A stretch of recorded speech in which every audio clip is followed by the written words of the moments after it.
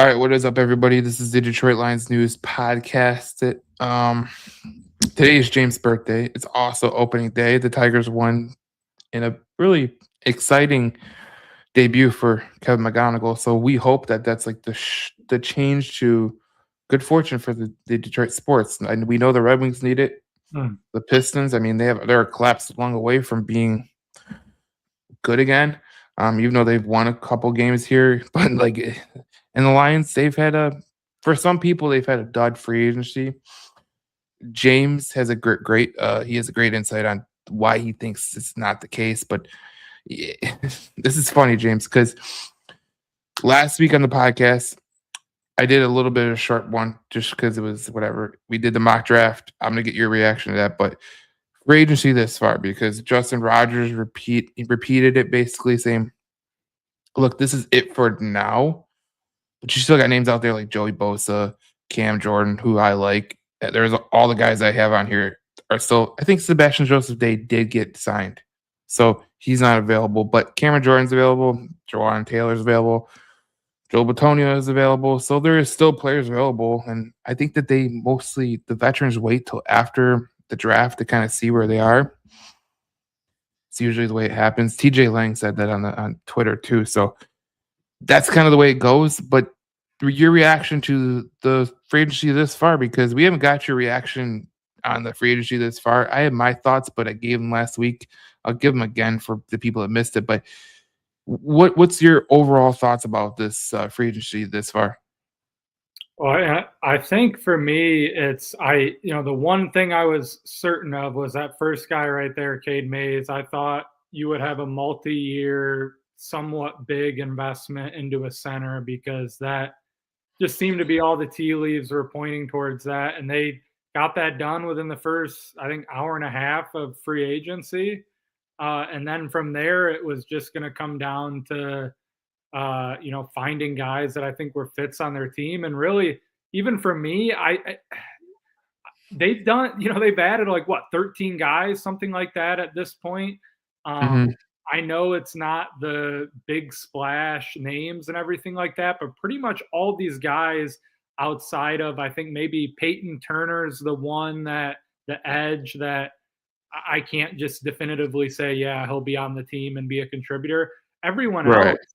all these other guys are at least going to be on the 53-man roster, if not starters. Izzian might be the starting safety if, Branch is not ready. I think Roger McCreary, I really think is going to be the starting nickel. Mhm. Well, DJ Bonham's going to be a starter. If not, if you draft an edge in the draft or whatever, he's going to be a significant contributor. Go down the list of, Larry Borum could be a starter depending on the draft and how that goes. If not, he's going to be your edge or your swing tackle. I just think all these guys fill needs. Dortch is a pretty much perfect replacement for Khalif Raymond. They got their running back too, and Pacheco. They could draft another. It just I think there's something to be said for the sum of the parts and raising your floor and strengthening your depth. And they still have, in my mind, an incomplete defensive line. mhm. Obviously, I think a lot of people think they still need a draft to tackle. So we get all that, but in terms of how active they've been, all the additions they've made, it's not just them sitting back and being like, yeah, we're going to roll back our same roster. I think that's kind of an interesting part about it too, because in years past they have, and then that was criticized. It's like, oh well, the Lions are just getting the band back together. Why are they re-signing everyone? And then this year it's almost played out to the exact opposite, where they've had Yep. nowhere near the amount. Like they've had double-digit re-signings of their own guys in previous years. They had 2 or 3 this year, and then it's been close to 15 at this, 12 or 13 external additions, and a handful of them are guys that are starters, if not, direct rotation pieces. So, certainly they have to have the draft play out, and maybe, they still add another defensive lineman, or, there's, Brad Holmes really in free agency is kind of known for that week 3-ish plus move of a somewhat good player if it's C.J. Gardner-Johnson or Yep. DJ Reader both came later on, so maybe they do add another edge. I would like to see that. I would like to see another veteran that you can throw in there beyond just drafting players. So I just at this point I get people want a big move, but I also think you can't sit there and be like, well, they've done nothing. And it's interesting though because there's a lot of people that it's like, well, I'd rather have Al-Quadin Muhammad, and you can get into that whole thing. And so I get that there's different viewpoints on it, but I do think with the amount of additions they've made, I think they have strengthened a lot of parts of their overall roster. Yeah, it's interesting when you think about like the players that they signed because last year around March 21st they signed Maddox and Muhammad. They signed Aoshika, and then you like look at some of the players they signed and after the draft, Zach Cunningham, Tristan Cologne. So they're active after the trade deadline. I mean after the draft and free agency's first wave, but I look at it like this, and maybe you can. It's pretty much simple, but remember when they were building this thing, right? There was a guy named Alex Anzalone who couldn't stay healthy with New Orleans. He came over here, and there was a lot of people that thought the move was kind of stupid. And I was like, I don't know. I liked him at Florida. Maybe he could be good. I kind of get the gist of this class. It could be the same way. And if like a guy like let's say like so there these are the names that have signed here: Cade Mays, Larry Borum, Isaiah Pacheco, Bridgewater's he's old, so whatever. Christian Izien, Tyler Conklin, which I think is a great pickup. Roger McCreary, DJ Wanham, um, Damone Clark, Greg Dortch, Peyton Turner. I don't care about Peyton Turner because I've never liked him in the first place as a prospect at Houston, kind of overvalued. But he's kind of like Marcus Davenport, but younger, my opinion. But he has a high ceiling still to this point, but he has never lived up to it. And then you like look at like a guy like Ben Barch who could potentially I play like guard. that signing, honestly.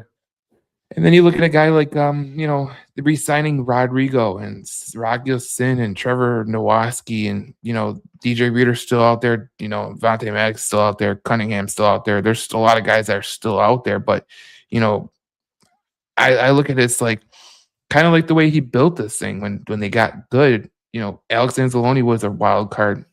They took him in.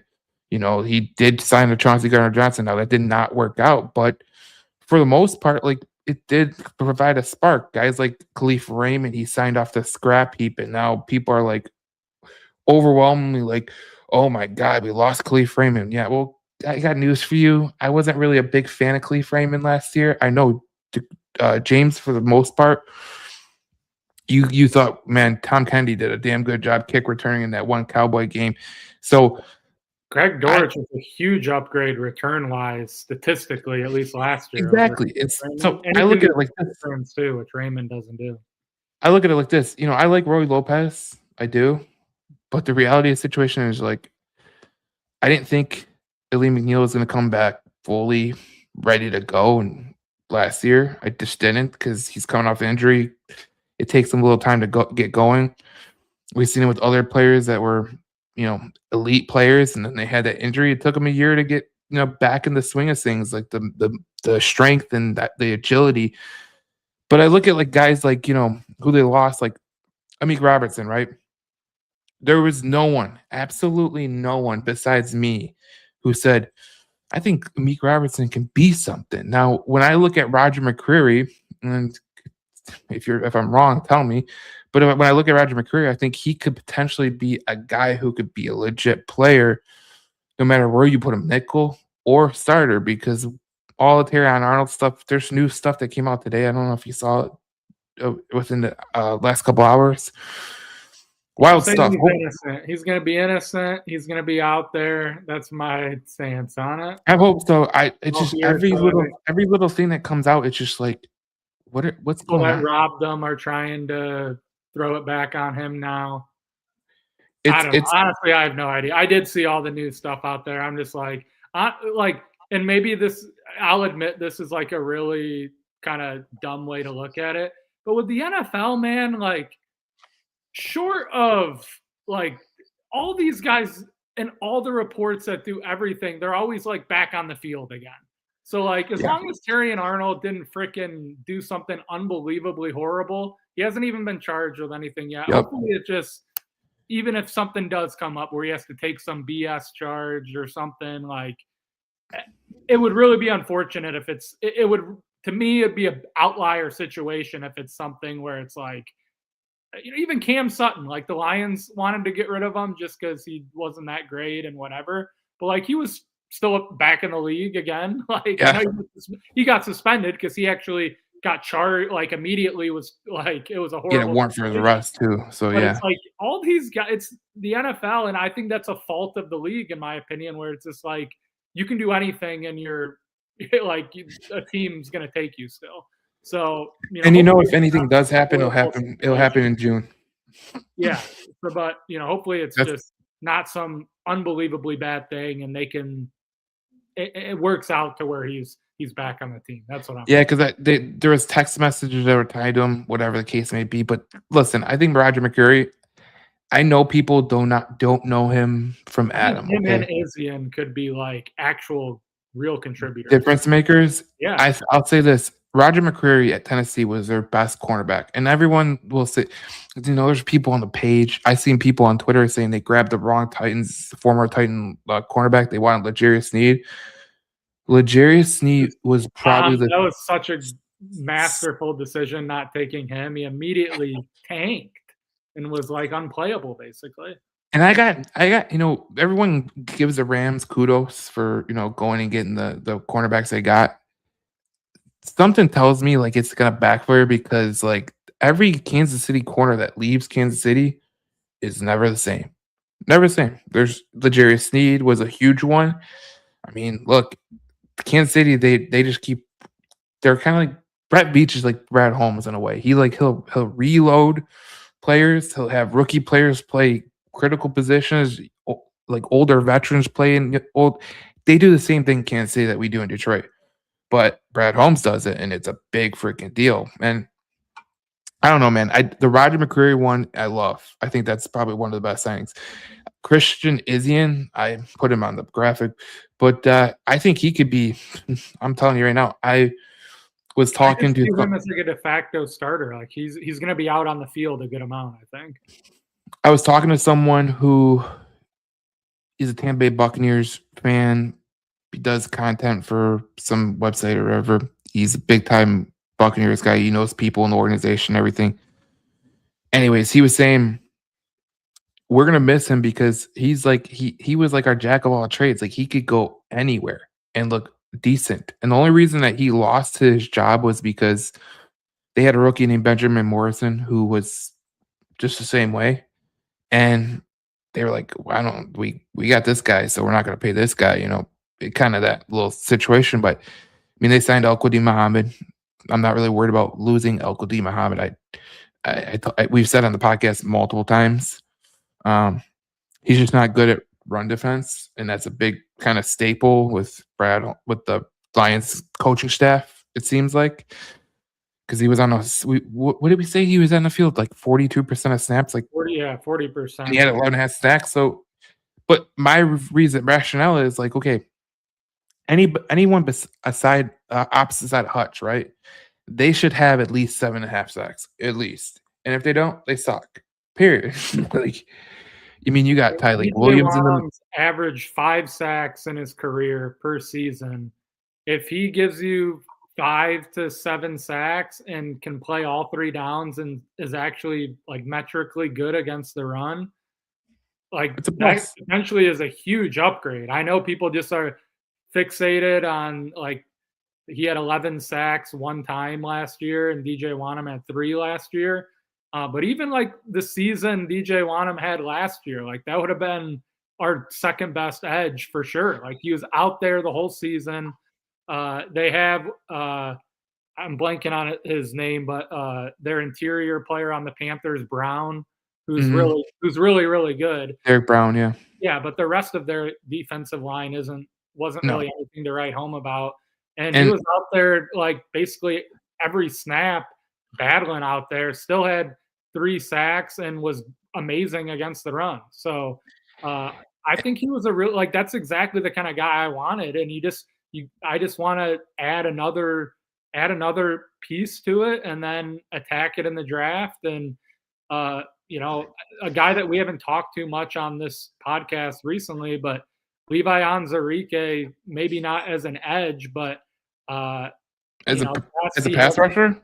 just as an overall contributor on the defensive line, like he hasn't been able to stay healthy, but if he gives you like a 2024 season, like that's a really legitimate rotational piece. So go get another veteran or two and then have it attack it in the draft. You already have kind of a established piece in DJ Wanham. I think to me that's the focus the rest of the offseason. We know they're going to get a tackle at some point early in the draft, which to me gives you a real chance to have a big time upgrade on the offensive line. I think Penei Sewell, in my mind's locked into left tackle. The way I view it is just now left tackle is up for grabs again on the roster. Taylor Decker was never gonna move to right tackle. He wasn't cut out for a transition like that. Would have made no sense. So now that left tackle's available, I think you have the best offensive lineman in the NFL to where people can call me crazy. I don't think there's going to be any drop off in Penei Sewell moving to left tackle. So I think you fill what most people would say is one of the 2 to 3 to 4 for sure most premium positions on a roster in left tackle. You're putting a guy like Penei Sewell there. I just think they're going to do that. And you have Cade Mays at center. You have year 2 of Tate Ratledge. You have left guard, which basically had no stability last year because Christian Mahogany broke his leg.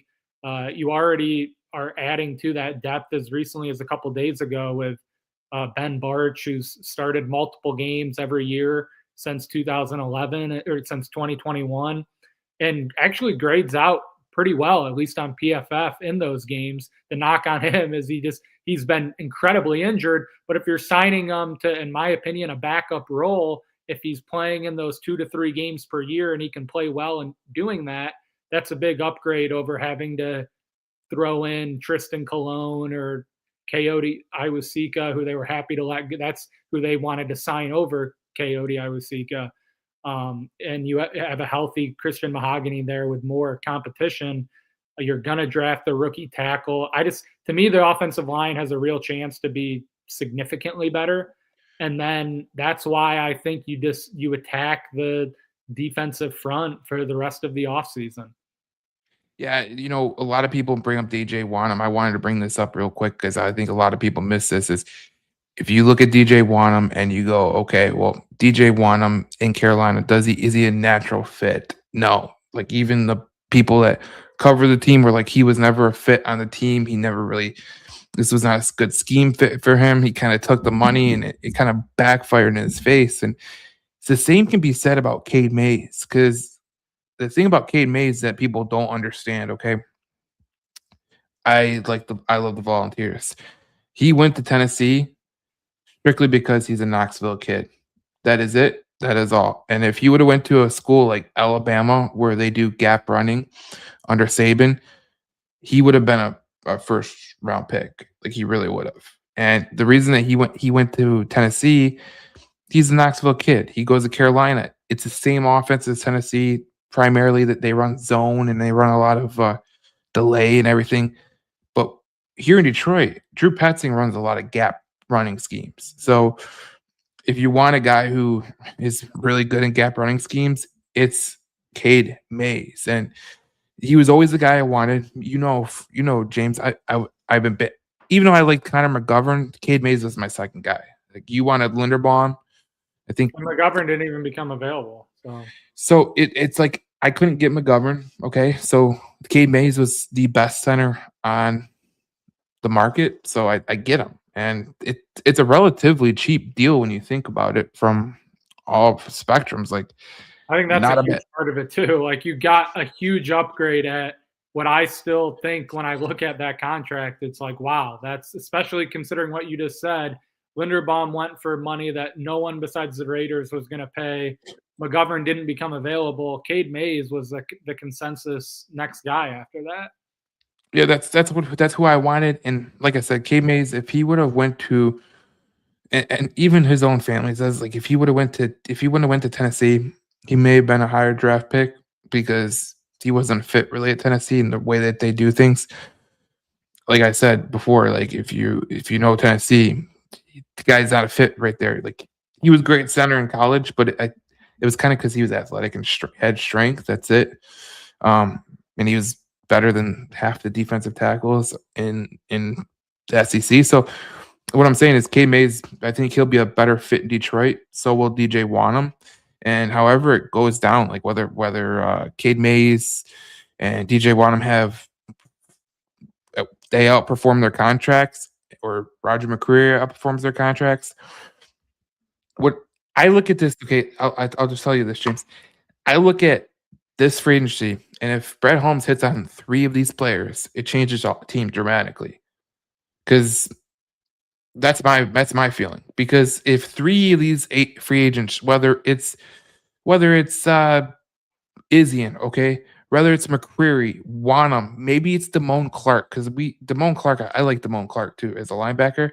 I think he's I think he's going to compete with Rodrigo, maybe Barnes for Anzalone's position, in my opinion. But even if Drew Scruggs hit, or Isaiah Pacheco is a plus player, okay, or Tyler Conklin is a huge player, or we said it before, Greg Dortch. If Greg Dortch is a premium plus player, like in the return game, if you hit on a couple of these guys, you win the offseason because number one, you're not paying these guys a lot of money. A majority of these guys are not making a lot of money. Like I think Cade Mays is making the most amount of money out of these guys. And you keep your core intact without, you know, getting rid of some of these guys, like bring in free agents that people wanted to buy. And I thought you had a great tweet last night. And if anybody doesn't follow James on Twitter, you're either just your head's in the sand or you need to. Section 344 Lions. But you said, where is it? You said, I'm trying, where is right here. You said, I think Brad Holmes wanting to retain all of their all pro complete studs is a great idea. They're essentially being penalized, at least within the fan base, for drafting an outlier amount of great players, which is true. Because if you think about it, what team has a top 10 quarterback? Now, I know they didn't draft Goff, but he traded for Goff, okay? What team has a top 5 running back? You could say top 5 running back, top 5 wide receiver in St. Brown. You could say top 10 maybe in JMO, a top 10 tight end. You definitely have a top 5 offensive lineman in the sport in Penei Sewell. You could say defensive line. Either you like Hutch or you don't like Hutch. He's top 5 or top 10. Okay, cool. Jack Campbell, is he top 5 or is he top 10? Probably either way you cut it, top 10, top 5, take your pick. Top 3. Still, it doesn't matter how you slice it. He's still one of the top linebackers in the league. And then you take it a step further and you go, Brian Branch, is he a top safety in this league? Yes. Is Kirby Joseph top safety in this league? Yes. And you look down the stretch and you go, okay, what team has that amount of talent and they keep it together? Like, that's just a real question.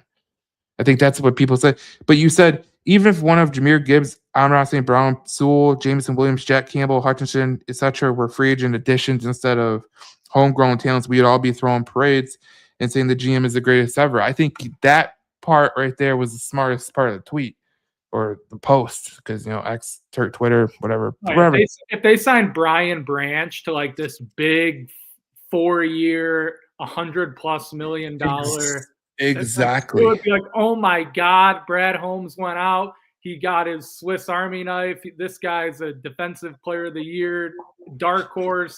He can play at all 3 levels of the defense. He's a superstar, and what a big splash. But because he drafted him in the 2nd round with 3 other All-Pros in the draft, who they all have full intentions of bringing back.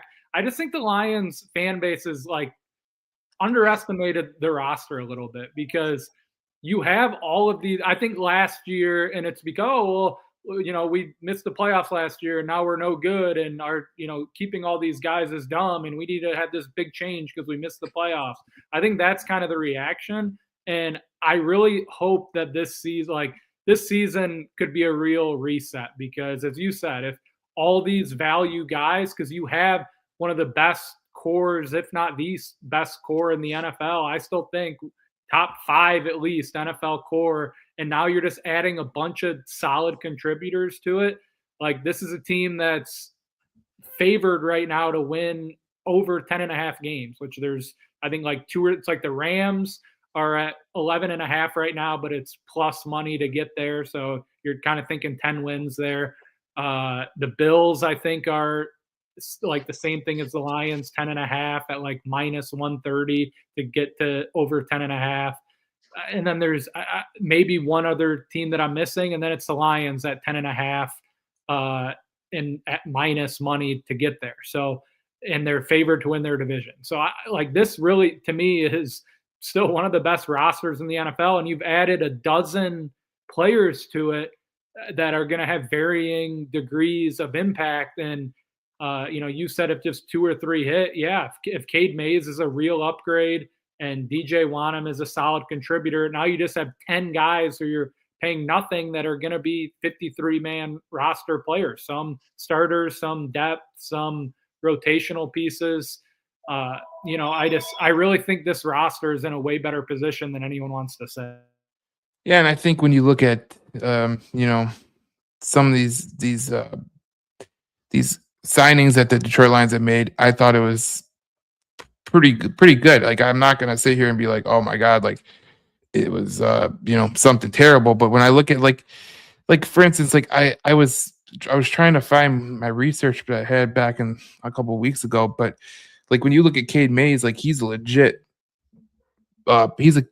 center, and like I just think if they hit on 3 of these players, it changes everything dramatically. And I think that they're kind of sleeping on it because they're not household names or they're not like a big signing. But it comes down to your expectation too. Like, if you came into this, I think a lot of Lions fans like, oh, we just missed the playoffs. Our strategy isn't working anymore. We need these big changes. So it's like trying to retain all your star players and then signing a dozen guys that aren't superstars. It's like, oh, well, what are we doing? We're not even trying to do anything. Like, I just think it all comes down to your perception, and it's a little bit what we talked about at various points throughout the season and at different points where we can have all this analysis. And that's why I really just want this season to happen, because it's like I feel confident that this is going to be a team that gets back to the playoffs and that this is a really good roster.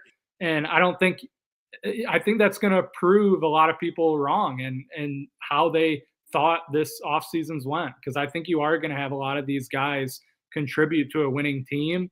And I think it's going to reset kind of where this team is at a little bit, because I think, and understandably so, when you have a really disappointing season, you have people that are going to act, as a fan irrationally, and maybe not even irrationally, just upset with how the season went. And you do kind of have to suffer through an off season of, oh, maybe we're not going to rebound or whatever. But if this season goes well and this is back to a winning team and a lot of these guys do contribute, I guess, and the last thing I would say too is what Brad Holmes talked about in his interview he did the other day. Mm-hmm. One thing that I think I found encouraging, that maybe it wasn't a clear takeaway that maybe someone would have had, but he talked about how, up until after 2023, Brad Holmes just kind of like looked at his roster and was like, wow, we drafted all these guys who are like first round caliber players. And they kind of had to view it differently. It wasn't like they just went into this saying, yep, we're just going to draft these guys and every one of them we're going to retain. They had call it what it is. Like, they had an unbelievable run from 21 to 23 specifically, where basically they were drafting 2 or 3 all pros a draft. And it's crazy. But I think Brad Holmes still is a GM that is willing to be flexible and adjust his plan, but he feels very strongly that he has a 10 plus really great players that he drafted and has the ability to retain. And that's what their strategy is going to be for the next few years. 5, 10 plus, 5, 8 years from now. Mhm. It may be I think it really could be a totally different strategy. And that's when he talked about that, when he, was saying like, you go through this and I'm just trying to acquire a talent, when we started the whole thing, I'm just trying to acquire talent and we're any way possible and we're just obtaining. And then at a certain point, you got to start resigning these guys and you have the amount that you have. I think that's what has shaped his approach, and he feels strongly in the core that they have. But that's not to say that when that isn't their reality, that they won't approach it differently. But to Mhm. assume that just that way is wrong because 5 or 6, 5 years have gone by and they haven't won a Super Bowl. I just think that's a little short-sighted from a fan perspective, just assuming that his way isn't right. And the other thing that I when I've really dug into it, because I probably most Lions fans don't even know this, but all these GMs that people are pointing to took like a decade to win a Super Bowl. So I don't think the Lions are on the wrong path necessarily, or are looking at this the wrong way. But we'll see. If this season goes by and all these guys stink and they're terrible, then yeah, we're going to have a different conversation about it. But I do think this team, and I really think even from a national perspective, I think most people outside of this super, ramped up, passionate fan base that just panics about everything. I think a lot of people realize that this is a really good team still. Well, Albert Breer did something on he did that question answer that he does usually around this time. And Doug McCready asked on from Twitter, he says, "Are the Lions depending too much on the draft and their ability to coach up young players instead of making a splash in free agency?" And he said, "Doug, there aren't many teams that would trade for the Lions core. That wouldn't trade for the Lions core. Goff, Gibbs, Jamo, St. Brown, Laporta, Sewell, Hutchinson, McNeil, Campbell, and Branch. This is how good teams do it. Could they make a move or two and mortgage some contracts to accomplish it? Sure, but I'd say on balance, it's still a really good team. And contrary to popular opinion, the window hasn't closed on these guys. And I think that's the correct take when we talk about this free agency because we're going to talk. ESPN ranked it a top 3 free agency, which I thought that was kind of I'm blanking on the guy's name, but like a really respected. Yeah, Benjamin Solak. Yeah, Yeah, like a guy that everyone kind of universally will read his stuff. It is funny when that stuff comes out from like a really respected person, and it's like, oh my god, like this guy said we have and it's everyone's like, oh, what are the Lions doing? They're doing nothing. This guy comes out, it's like there's value across the board. Look at all the pieces they've signed, and third ranked in the entire NFL. Like yeah. So it is Benjamin, funny when those perspectives come out. so Solak said, "I love the dart the dart throws. Detroit has more needs than it has money to throw around, and it did it extremely well to take high upside swings in the margins. Pacheco can't be 100% of what Dave Montgomery was for them, but the Lions don't want that anymore. They have a capable short yardage pass protecting back to relieve Jameer Gibbs, and they think they got that for the near veteran minimum. The Lions also got a functional starter at center in Mays for $8 million per year in the offseason, in which the center market was exploding. Wanham is ideally a number 3 edge instead of a number 2 option, but opposite Aiden Hutchinson, he can fill Al-Qadi Muhammad's shoes and then some. At corner, McCurry can start if he's healthy too. The class is loaded with great value, and I think that's what people really need to understand is there's value in this class, and I think that if 2 or 3 guys hit, it is a good class.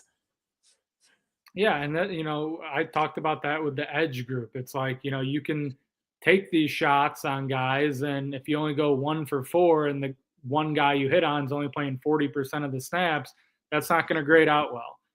Yeah. But to that point, the more players you can add, I think the better chance you have of getting and they're guys. A lot of these guys have at least like a DJ Wanham. Like, okay, yes, we're admitting he's not a superstar, but essentially every season he's playing 15, 16 games and he's giving you 5 sacks. Like Yep. those are the types of guys that they tried to go out and add. Like, Christian Izzian is a guy that's played and started for Tampa Bay, and as you've mentioned. I basically unanimously, Tampa Bay fans and people that covered the team wanted to keep him in Tampa Bay. Roger McCreary was a guy that the Rams traded for last season to try to bolster their team to win a Super Bowl. He's a guy that plays. You look at his stat sheet, like he's playing every game.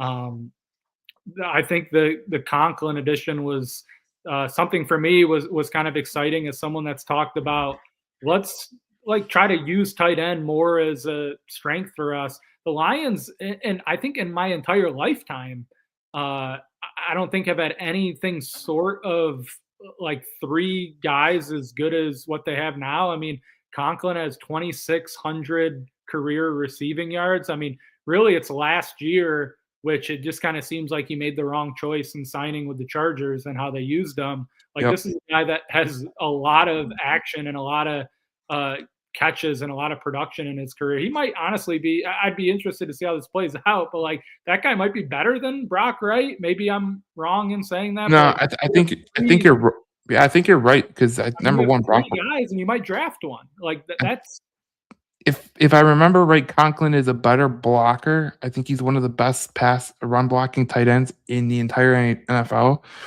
And you're right, he's had really good years where he's had 60 receptions, and he could definitely make things happen. And he played for the Jets for a while, so I mean, if you could play for the Jets, you could play for anybody, in my opinion. So that's kind of the way I look at it. But it was interesting because we're going to talk about this next, and then we'll go to I'll get your reaction to mock draft. But Brad Holmes spoke to the Lions Collective. They do a pretty good podcast. Jeff, Will, Justin, and Colton, great podcast. They got Brad Holmes, and it was a good podcast. But when you talk about what Holmes said, Holmes said that they once dug into Wanham's tape. They felt like he had been used in ways that didn't really always match his strengths. Like I kind of said earlier. And he expanded on a lot of things, like he on why they didn't splurge at edge. Holmes called it a premium and expensive position, and he said you can't drop your whole budget on one pass rusher and still fill the rest of your needs. I've said that a million times because if you look at the top 10 teams in league, most of them only got one guy.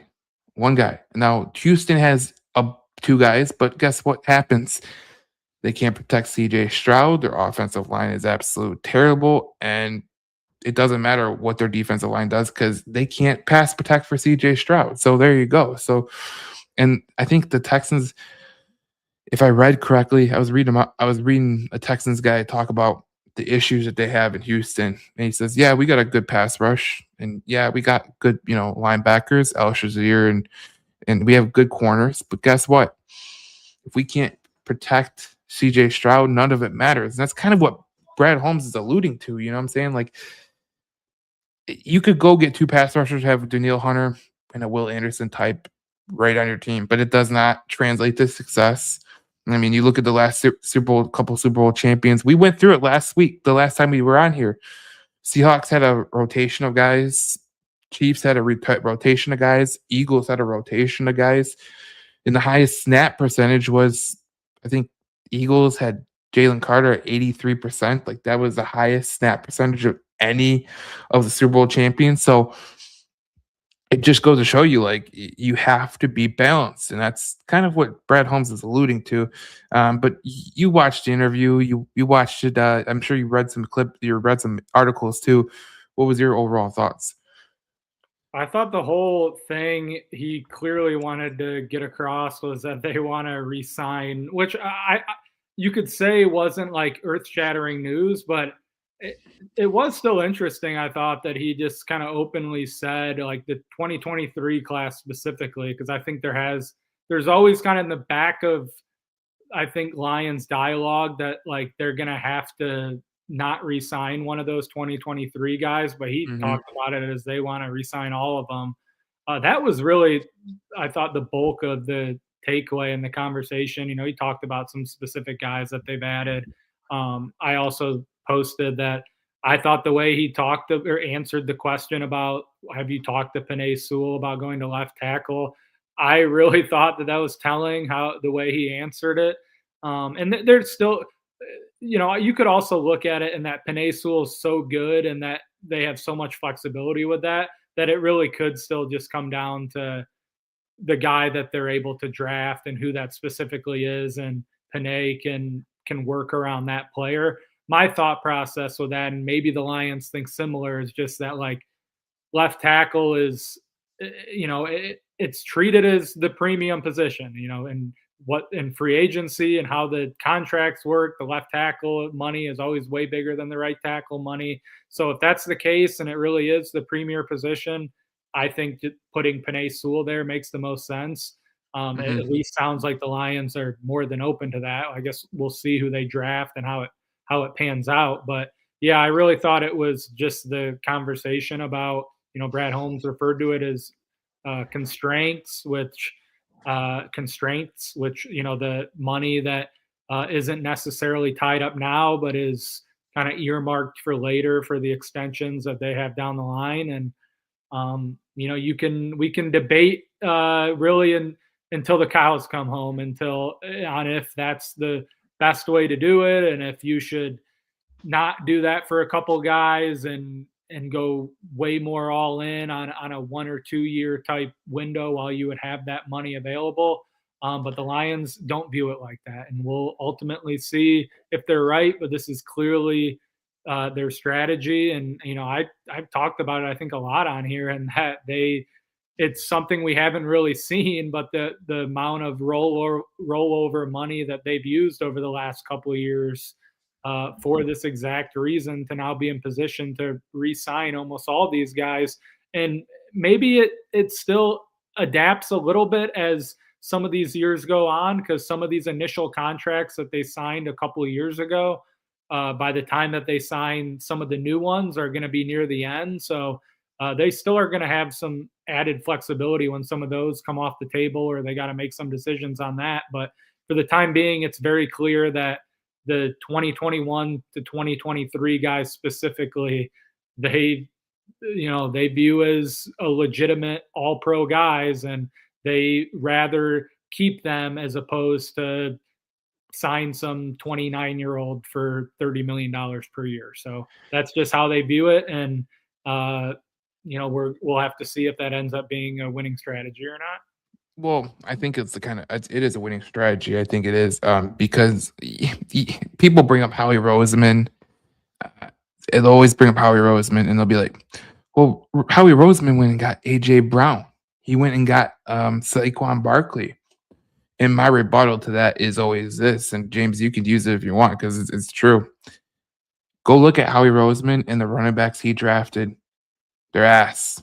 I mean, I think the best one was Miles Sanders. Like, okay, if that's the best you got, go trade for Saquon Barkley by all means. Okay. If you go look at his wide receivers, besides Devontae Smith, who was I think a top 15 pick, which fell in your lap. You go look at his wide receivers. Jordan Matthews was his best wide receiver that he picked. He picked Jalen Reagor over Justin Jefferson. He picked Arcega Whiteside over. I don't know if it was. I forget who it was, but he's a top flight wide receiver right now. I think he's Houston's wide receiver. He might be hurt. What's the kid's name? I don't know. Tank Dell, yeah. So he has all these guys that he drafted, and they're terrible. So you obviously have to go outside the organization and be like, okay, we're gonna go outside the organization. Now everyone will say, well, the rebuttal to that is, well, Holmes can't draft corners.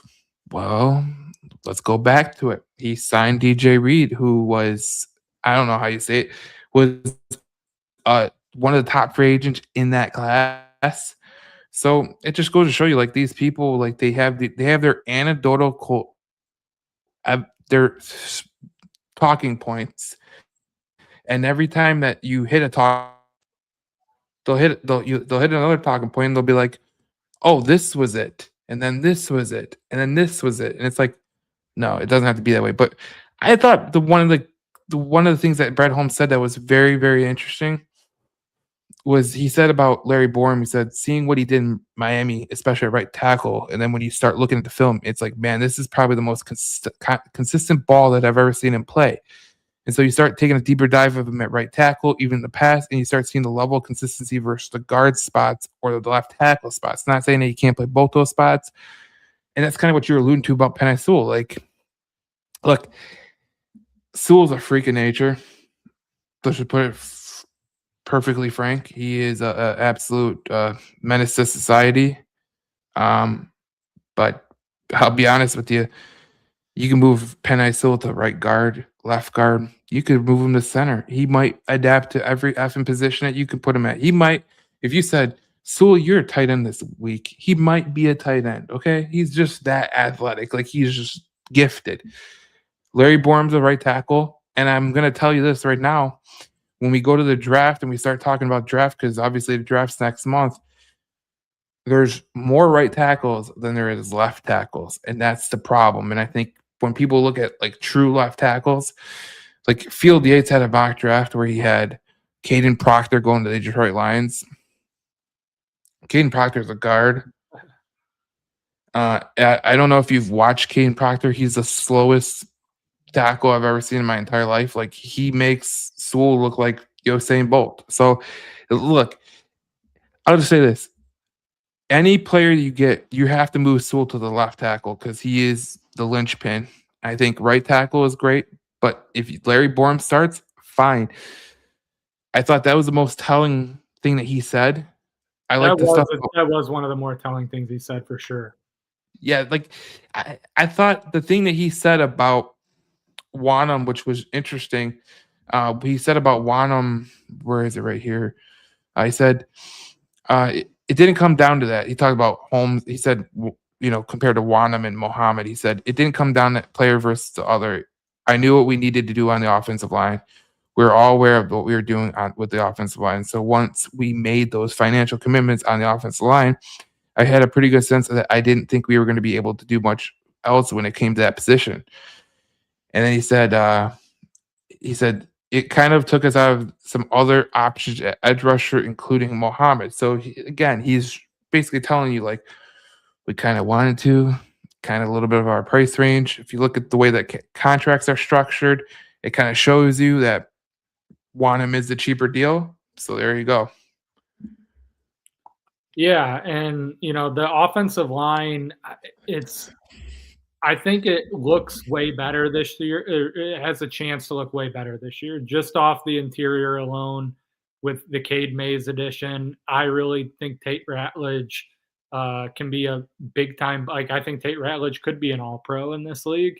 We'll see. I'm less convinced on Christian Mahogany, but I also think last year was just kind of a really is he's another guy that is a Lion that hasn't had that amount of luck. Like he comes into the league with mono and basically misses the whole run up to the season, and then he kind of amazingly is able to play at the end of that year and play really well in the 2 games that he played in, to the point where they felt like he could start going into last year, and then he breaks his leg and then probably came back too early, and just because really the left guard situation got even worse when he left.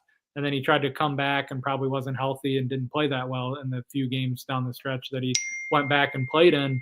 But I think your interior with Ratledge and Mays looks really good, and we'll see how the tackles pan out. But with Penei Sewell and feeling pretty good that you're going to draft one in the first or second round, I think you got to feel pretty good about that. And I still think the defensive line is missing another piece or two. I'd love for them to, maybe it's not,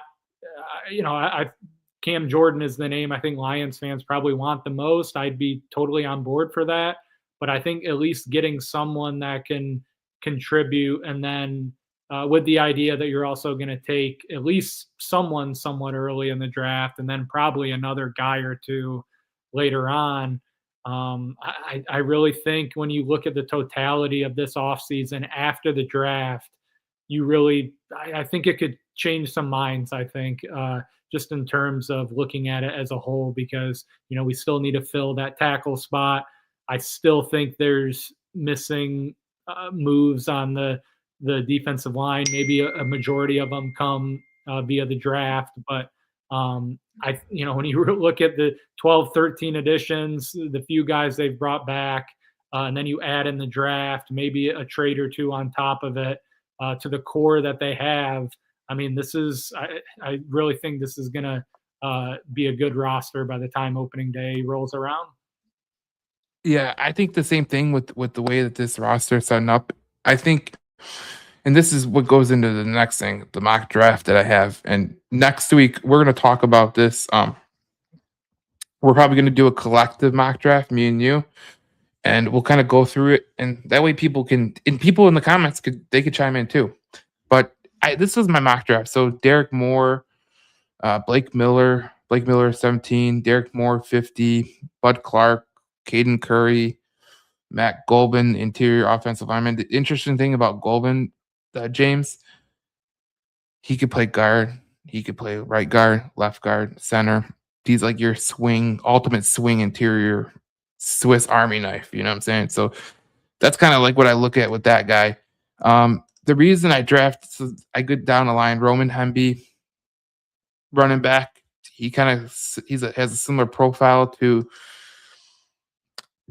like Monty, a Pacheco. He's younger. He's good at gap running, which is right up Petsing's alley.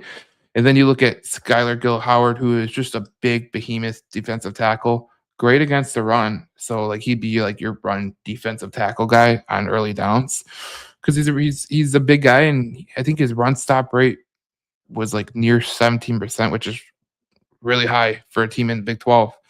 And then you look at Riley Nowakowski. Now, this is the only reason I put this in here because I don't know what they're going to do with Brock Wright.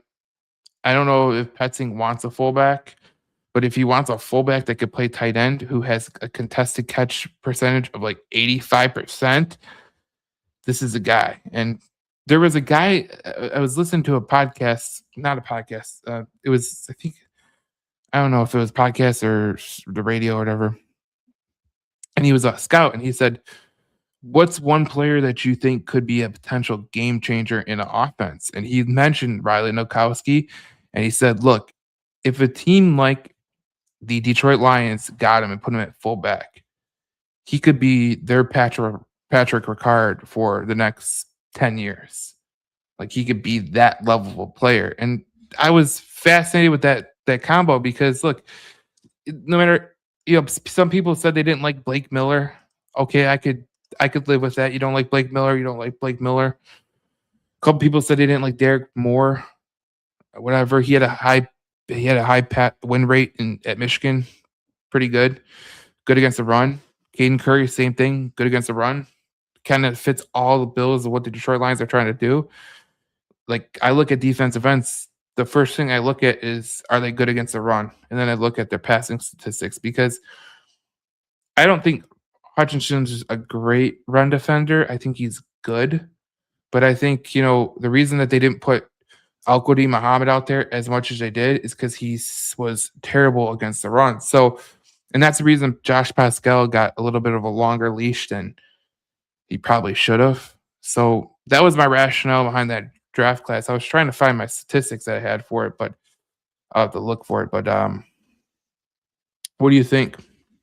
Well, I don't think I'm breaking any news by it's probably going to be a tackle and a defensive lineman with their first 2-round picks, or at least that's what a lot of people think. I think the interesting thing will be how much do they really believe in Larry Borum, which they're paying him pretty strong. If he is just a swing tackle, paying him $5 million per year, even though it's just 1 year. I think that does show some level of belief in him. He did start 11 games at right tackle, and according to Brad Holmes, thought that was the best or some of the very best football of his career. So I do think there is some real, I don't think they're lying by saying if they have to go into next season with him playing right tackle and Panay playing left tackle, I think they're good with that. Even if they do take a tackle within the first or second round. But I really look at it as and I tweeted it out earlier this week, I'm still in the camp of, I hope the star, and I do think that it's best player available for the Lions. And I think this offseason to me proves that maybe more than any other, because they did go out and get a guy in Larry Borum that I think they're comfortable in starting if they don't, if the situation pans out where the rookie isn't ready to go right away. I do think they view, we talked about that quote earlier in the show where, maybe DJ Wanham in an ideal world is an edge three, but he's capable of filling in that edge two role. But if they draft someone maybe at 17 at the edge spot, that could be your edge two, and Wanham could be your edge three. And it's the same thing with Larry Borum. You very well could be drafting a guy in the first or second round that's your starter ahead of him.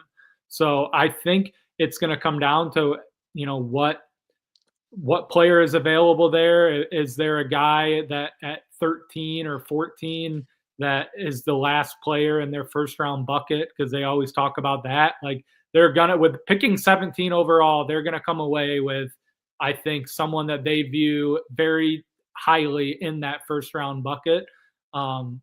So I think it's just going to come to what position exactly that is. As I just said, I think in an ideal world for me, it would be an edge rusher, and then you get a tackle in the second round, and if he's better than Larry Borum, awesome. If not, you still have a guy that started double-digit games at tackle last year that you can play there. But if I had to throw a name right now, like Akeem Mesidor at 17 overall, I know that's kind of a little bit of an oddball choice just because his age will be the thing that everyone brings up. Maybe that's something that can bring immediate impact because he is a little bit different than just your typical fresh out of college edge rusher. I think maybe that could be a guy that you could chalk in for 5+ sacks and feel pretty good about it as a rookie. But the Folk from Auburn is a guy that I think fits he fits their prototype for what they want in an edge. I don't know if that's a guy they really love or not. And then there's certainly the offensive tackles where it seems like it's a draft that people are going to be drafting them. I think certainly it could align to where they could take a tackle at 17. So I think they did a pretty good job aligning themselves, as I said, to they don't need to take a certain position because they have guys both at tackle and edge that are capable starters. But certainly those could be two spots that in the draft beat out both those guys that we've just talked about, Wanham and Larry Borum. Yeah, and I thought it was fascinating because in that interview the Lions Collective did with Brad Holmes, he mentioned not chasing need for the draft. And I felt like I chased a need with Blake Miller. I thought I could have got Kendrick Falk or TJ Parker, and I thought they would have fit well with Detroit. The more and more, like, I think that was 2 weeks ago. So 2 weeks ago, I made that draft. And now that I got towards where I'm at right now, which is Thursday, March 20th, it's James' birthday. But it's funny because, like, I look back on it and I'm like, I think I messed up a little bit. Like, I think I said this guy could have been great. Like, things change so rapidly, and the Larry Borum thing, like, the more I watch I watched Larry Borum, okay? For the podcast, I went and I watched some of the Miami games, and I could tell you this right now. Borum in Miami, first of all, that offensive line stinks regardless, okay? There's not one guy that you go, that guy. That guy's the guy you got to watch out for. Not one guy. And I think in Detroit, you have Ratledge, you have Mays, and you have Sewell, okay? I could lean on those three. If Frazier comes along, and there's people, LSU people that I've personally talked to, like people that cover the team and people that know the team, they say Miles Frazier could be a potential tackle. And that's something that is a wild card for this team because even Holmes has suggested the same thing. So again, it goes down to he doesn't chase need. He chases the best player available. And I look at the best players available and I go, okay, like even if like I'll do a quick one right now, but like even if I say who are the best players available when I get drafted. So I'll do like a little quick, the simulator kind of thing, and I'll say, okay, who's the best that are available? Well, for Detroit, it's it's pretty simple. Like there's guys like TJ Parker, Kendrick Falk. Once in a while you'll get a guy like like in this draft, I think a guy like Kendrick Falk's still available. There, Blake Miller's available. Monroe Fleming went 15th overall, just that quick little mock draft. But if I think that there's one player that really fits the Detroit model, and it might not be a tackle, it might be a guard, is the Ione kid. No, I would love it. That might be my favorite. If they did that, even though it just went against like everything I just said, I love that player. I think it would be pretty exciting. I would like that, honestly. So here's his stats for people that don't know Ione. Okay, you might not watch Penn State football. Whole line would be so loaded too if you really think about it. So in 2025, 0 sacks, 0 hits, 4 hurries, and that was with a quarterback, a plethora of quarterbacks, and their coach got fired. So there you go. There's one thing. 2024, 0 sacks, 1 hit, 16 hurries. His worst year was in 2023. He was a freshman, I think, and he started 13 games, 3 sacks, 3 hits, 8 hurries. He's a left guard by trade, so if you put him and Sewell next to each other, that could be a really fierce combo. And then I look at it like this, James, and this is kind of my rationale. Like I might change my pick when I do the next mock draft I do to Ione, because I think this kid could potentially be the guy that like loads this line up. Because you look at Ratchledge, he's a right guard. He's a right guard, right? We know that for sure. Center is Cade Mays. And then left guard, either if you believe in Mahogany or you don't believe in Mahogany, you think Miles Frazier's great.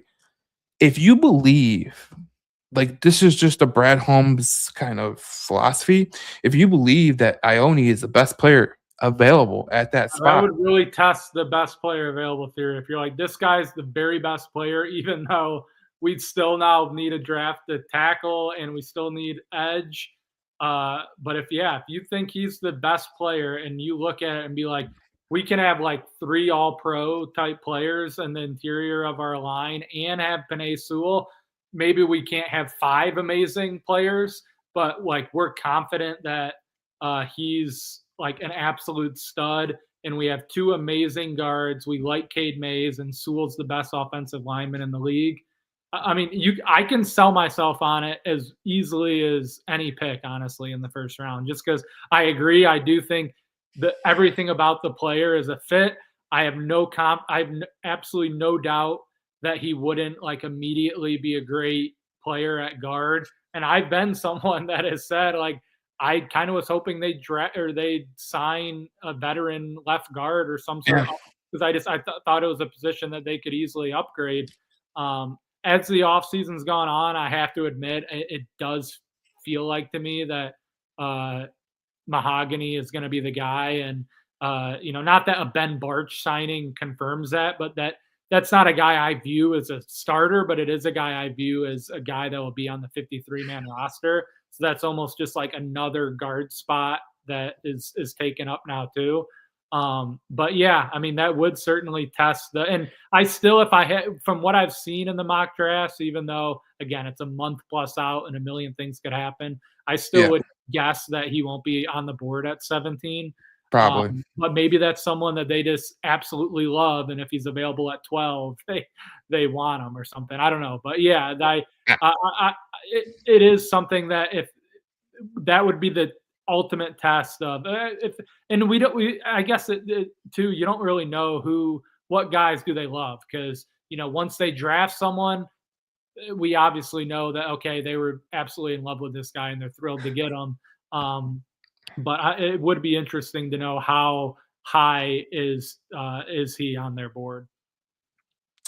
It was funny because like I was thinking about Ione the other day, and I go, okay, this kid Ione, would he be a fit with Detroit? And I read an article that says he loves to hit people, and he's a gritty, just a total football player. And then I read deeper into his stats, and this is what his, I know this is Pro Football Focus grades right here, but his gap grade, which is what Detroit values a lot in terms of gap running, was off the Richter scale. Run block grade was off the Richter scale. His pass block grade was the best in college football last year. He's a guard Penei Sewell is what I honestly I may just like him too much, but when you like watch his tape too, like he can do all this stuff that other guards aren't doing. Like he's lining up at like a fullback and he can do all these things or he's pulling out all the way across the field and like he's an incredible athlete and like you said, he's just like an absolute mauler. Like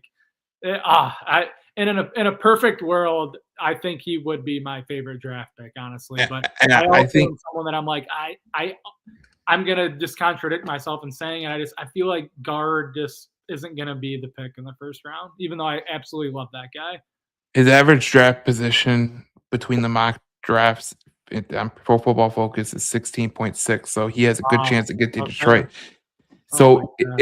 it just goes to show you, like, and people mentioned in the comments Juice Scruggs, they mentioned Ben Barch, they mentioned Christian Mahogany. My thing is this: if They do have great depth at the specifically yes, at the interior now. They really do have really good depth. Right and now. if Brad Holmes sees that there's a clear and obvious upgrade to the offensive line, I think he does. I think he goes ahead and he makes that move. That's just my read on it, because I think if he thinks that Ione is a guy who could potentially be a stalwart next to Sewell, you got to think about that. Sewell, you just rebuilt your entire offensive line in one off season, and if you keep Larry Borum or you go right tackle, and there's some right tackles that I like in the It's a second tough round. conversation, though, juxtaposed to there very well could be a tackle that they view similarly, and it's just as well. It's a more premium position. So if you're viewing that, you're like, and Brad Holmes actually he kind of talked about this on the Lions Collective, where you have to view it both from horizontally, from like position to position, or within the same position of each guy in that position, but then all the other positions. And if you're looking at it and it's like, okay, we view this guard as like we love him and he's in a first round bucket, but then we also have this tackle that we view in a first round bucket. I could see the conversation going, one, tackle is the more valuable position, and two, like it's more of a need on our roster than guard is right now. But maybe I mean, it's not like they've really talked about Christian Mahogany that much in the offseason. So maybe they really don't they don't view him as a starter and they view that spot as open. It's hard. Honestly, it's hard to know. And a lot of people in the comments are asking, like, Detroit fan man. He's saying, "What about Reader, Lopez, Jason Fuller?" Was talking about why didn't we hang on to Reader, Davenport, and Maddox. I think Maddox could potentially come back, in my opinion. Maybe Reader too. I think it's still too early in this, but I think when you look at the defensive line for Detroit, I think Ali McNeil will be better. I think Tylee Williams would be better. I think you're going to sign a defensive tackle. Miles Adams was in a loaded defensive tackle room last year. Didn't get a chance to see the field. I think he could be a difference maker. Obviously, Levi Onwuzurike could potentially play some snaps at If defensive Levi tackle. Onwuzurike is actually healthy, like, and they basically cut Josh Pascal, so I think they would have moved on from Levi Onwuzurike. If it's 2024 Levi Onwuzurike, he was like better than, at least just as good, if not better, than what Roy Lopez was this year. So if he's actually healthy, I think he actually plugs in pretty perfectly as your DT3 behind Aleem McNeil and Tyleek Williams. And I think they take a defensive tackle in the draft. I think their overall feeling about this whole season is trying to get younger. That's basically what it comes down to. So it'll be interesting to see what they do move forward for sure. And then to wrap up the podcast, we'll just wrap it up in a few. But obviously, there's a lot of things that could potentially sway. But like if you were to say one free agent that you could potentially get, I think mine would be Cam Jordan if he's still out there when they sign free agents. I think they're all waiting for after the draft, in my opinion. And TJ Lang spoke on that because they don't want to come to a situation where they're going to have to compete for a starting spot. And then, you could say Cameron Jordan, you could say Joey Bosa. I don't know where they're gonna go, but I do think this was a good free agency offseason for them. And, in terms of this team retooling or reloading or rebuilt, some people said rebuild, that's a stupid term because they have a plethora of talent. So what's your overall thoughts on the reasoning? I mean, not the reasoning, but the whole offseason up to this point, and where do you see it? Like, they're just gonna reload, or it's like a retool kind of thing, kind of like that. I think this is one of the best dozen rosters in the NFL, and I think they've made a dozen contributions to their roster of guys that are going to have varying impact. Uh, they have a core that, and again, it comes down to what I talked about earlier. It's a how you view it. Like, I don't view last season as like this incredible ultimatum when now they got to completely reshift how they do things. I think this is a really strong core of what they have. The Penei Sewell, Aiden Hutchinson, Amon-Ra St. Brown, Laporta, Gibbs, Jamison Williams, Jack Campbell, Branch, Kirby Joseph. Like, I think this is a great core that you can win with, and viewing it as you want to keep those guys, but add to your depth and the rest of your roster.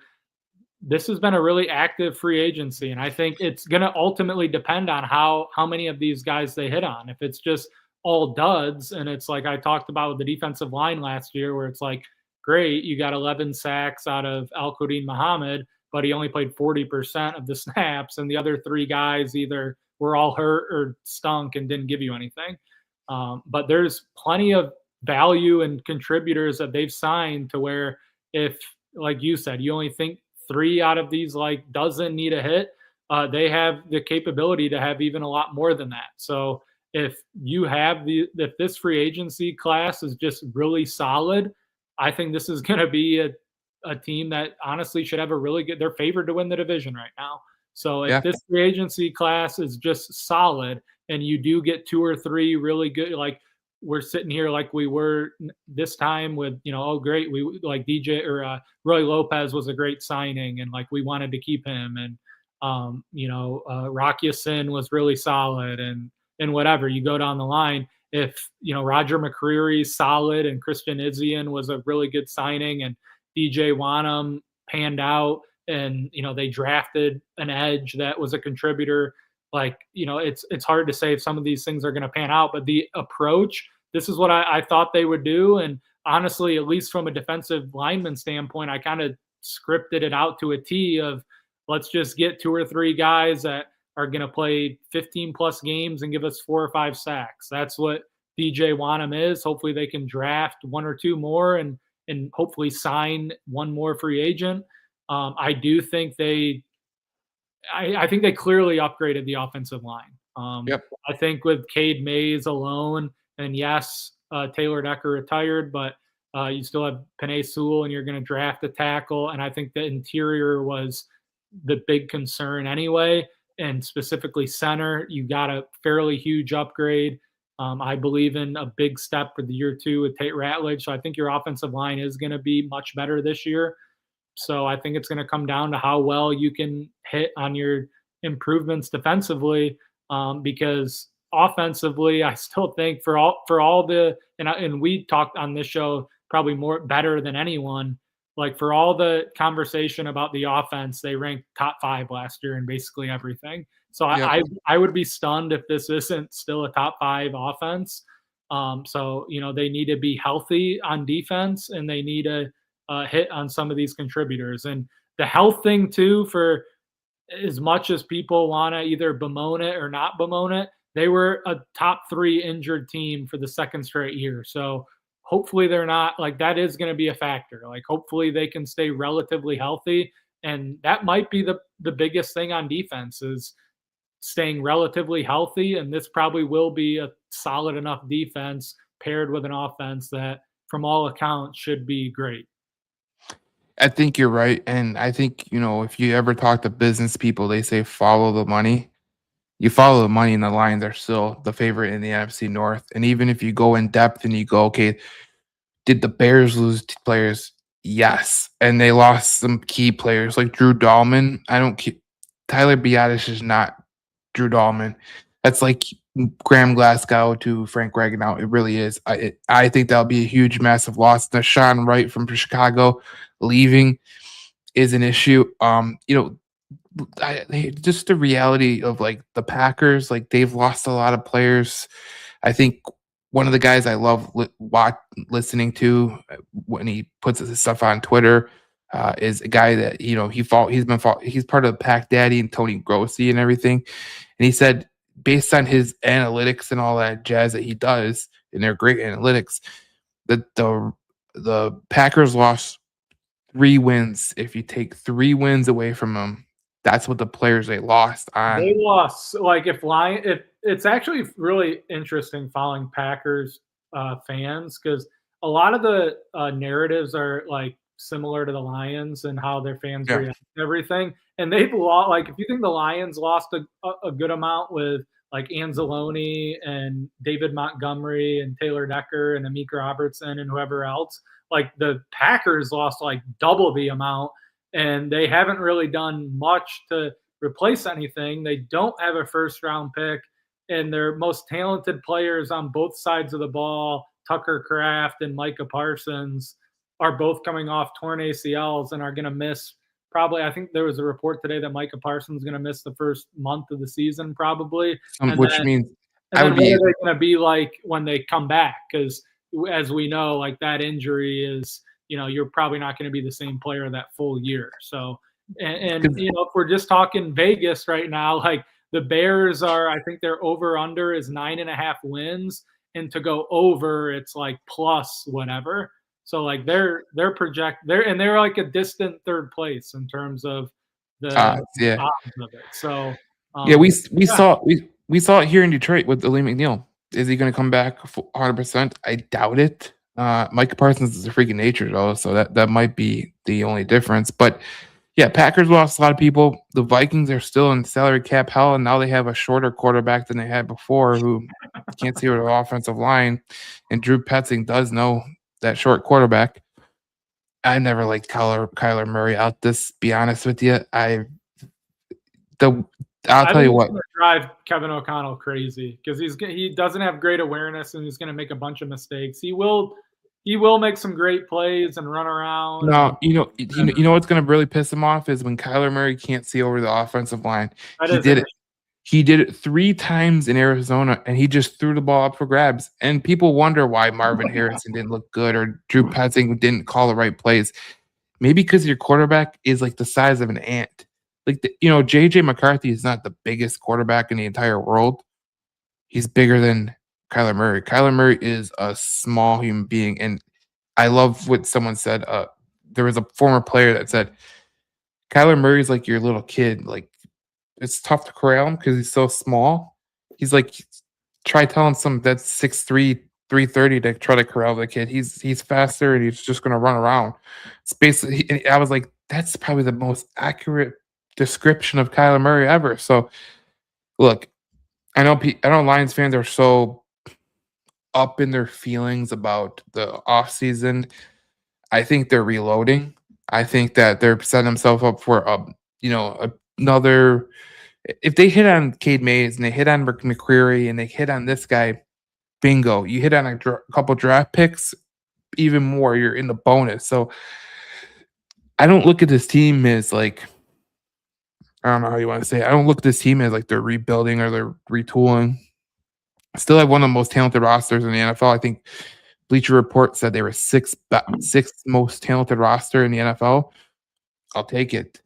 Last year they were third, so it just go to show you like things do change, but 3 spots, not that big of a deal. I'll take it all day long. So I think a lot of Lions fans need to just calm down. It's going to be okay. I think the draft is going to be good for Detroit Lions fans, and we're obviously going to talk more about draft as we get into the April, because next week will be April. I can't believe it's going to be April, James. And I can't believe it's opening day. And I couldn't believe it was your birthday either. So happy birthday again. And James, everyone, here's what I'm going to do. I'm going to post on the Facebook page. I'm going to post, go follow James.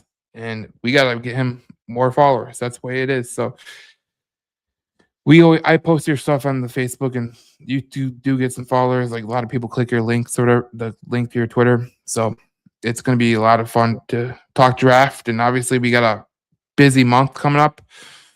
Supposedly, it's called April in the D. We'll see if that happens. That is going to be great. Yeah. So we know the Tigers are back on board. Kevin McConnell will go. What a great debut today. And then go for MVP, Scooble for Cy Young. We're going 162-0. 162-0. You heard it here first. Well, you know, it's funny. There was actually a guy who put a bet on that in Vegas for the Dodgers to do it. So amazing. Amazing. Just throw your money away. I think it was like $300 on it. I was like, he's trying to win like 14 million. I'm like, what the dude? Must be nice to throw $300 away because no one's going 162-0. All right. Well, no one's going 20-0 too in the NFL. Maybe. We'll see you guys. We'll see you guys next week and talk more Detroit Lions football. Obviously, this is a great episode. We'll have more content coming forward through the days to come. Obviously, I think next week we'll have one podcast. We'll do the podcast Thursday, obviously, like we always do. We'll have a short one coming out Monday, maybe for the people, just like recapping some things that I think, or maybe James can tune in or whatever, and then we're going to give you more content as we go on. Obviously, we're in the mix of a lot of things, so stick with us. James came on in the middle of the year. He was like a bullpen guy. Did a great job. Now he's with us, and we're happy to have him, obviously. So James is, he's a young cat. So happy birthday, James. Thank you. Appreciate it. Yeah, we still got a lot of really still the fun part of the offseason, in my opinion, where we have been how to build up to the draft. Probably my favorite day of the offseason is the schedule release, and that comes shortly after the draft. So that'll be fun to talk about, especially who we get for the first game. Yep. So, all right, guys. Thank you for watching. Have a good night. And happy birthday, James. Thank you. All right, let's play it out with James. James likes this clip, so I didn't want to take it off because I was going to take it off because I have a new clip, but we're going to just play it out anyways.